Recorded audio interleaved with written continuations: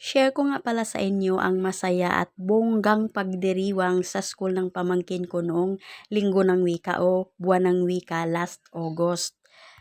Kung nakikita nyo, may kanya-kanyang pwesto ang bawat grade at section ng kanilang school.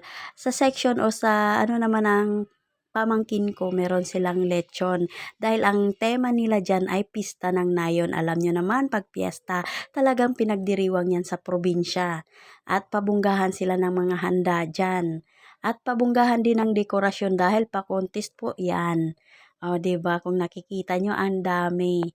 'Di ba siguro naman ang may mga bisita diyan talagang tuwang-tuwa sa mga nakahain o handa diyan sa pista ng nayon diyan sa school na 'yan. Oh, 'di ba? Ayan, masaya po ang pagdiriwang nila, o 'di ba iba-iba talaga ang pagdiriwang natin. Sa Linggo ng Wika meron namang magparada ng mga kasuotan, pero sila ipinarada nila ang ating isa din sa kulturang natin ng mga Pinoy na ang piyesta. At ayan nga, yung nagsasayaw diyan, may kanya-kanya na lang representative ang bawat section. Ayan po ang pagdiriwang nila ng napakasaya at bongga. Thanks for watching.